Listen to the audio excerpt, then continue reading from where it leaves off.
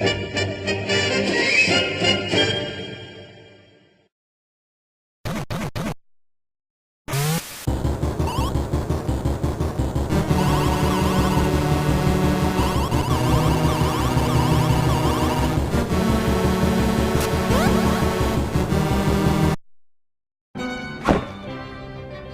hail Sephiroth, huh?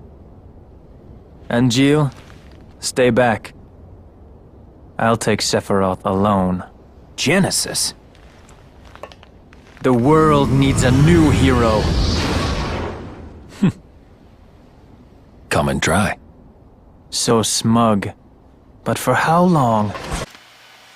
Hey guys, this is the Autarch of Flame. And I'm Crazer. I'm sure a lot of you have been wondering about what I think of this match. This is Fawful versus Sephiroth. Yeah, you know how much I've talked about Sephiroth in the past. Overrated characters, anybody? And the way I think about it now is, you know, there are some things I don't like about Sephiroth. For example, I don't like the version of One-Winged Angel they used in the original Final Fantasy VII, I guess. But aside from that, and I guess his typical sort of brooding, I guess, Final Fantasy character behavior, he really isn't that bad. He is a classic villain, he's got many iconic moments, and, well, let's let the categories speak for themselves. Alright, personality, backstory.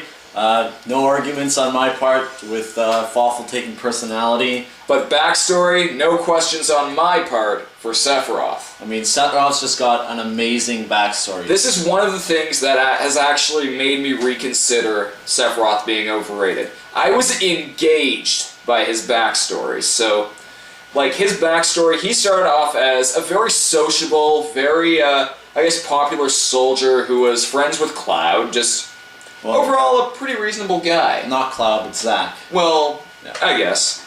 And the guy actually had enough sociability before his emo phase that he would actually pose for pictures with people. You could call him a poser for that, but I'd say that actually adds to a bit of depth.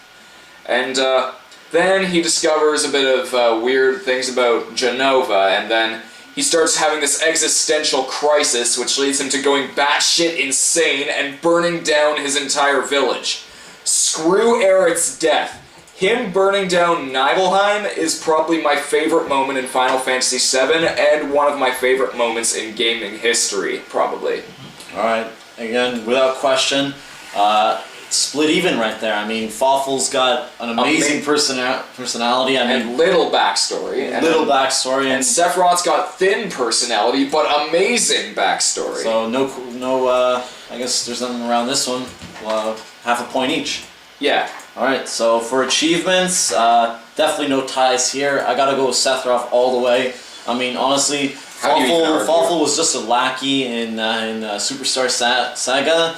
However, he did take the starring role in Bowser's Inside Story. He was sort of the chess master who made Bowser become like the vacuum machine of death, literally. But to be honest, in the end, it was the Dark Star that was sort of, well, Fawful was sort of the guy that stole the Dark Star, but then the Dark Star takes over everything, and then that was one of the main things that pissed me off about the game's final battle, was that it wasn't really Fawful who was the main, I guess, villain. It was the Dark Star, and you can argue either way, but still, like... I think that the Dark Star was the one in charge there.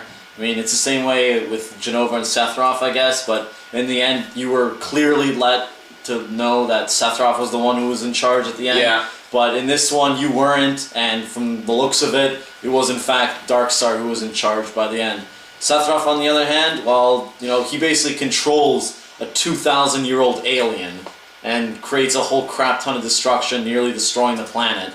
He literally destroyed Midgar with his abilities at the end of Final Fantasy VII, and before Advent Children, which screwed the continuity to hell. Like, the ending was up to your interpretation. Did Sephiroth destroy the world? For that alone, he wins achievements. Yeah. No question there. So, iconic value? No question here. The hair, the sword. Like, I know I'm getting into the superficial aspects of it here, and that's just the beginning. Like, Aerith's death, the Nibelheim incident. All classic. I mean... One-Winged Angel, as much as I hate the original version of it, also classic. Save for Sephiroth, classic. The Omni Slash finisher, classic. Wow. Didn't get it all. Sephiroth.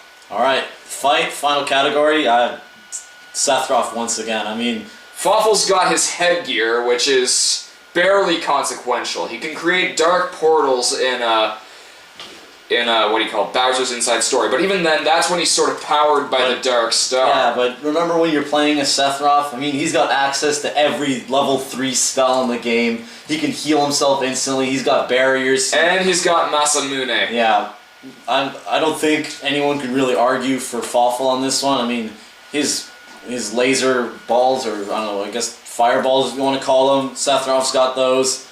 So basically every little long range attack that Fawful's got, even the dome shielding thing that he had in and I'll put it Superstar Saga, and I'll put it this way: if he gets overheated by using a fireball attack, what would happen if he went up against Supernova? Yeah.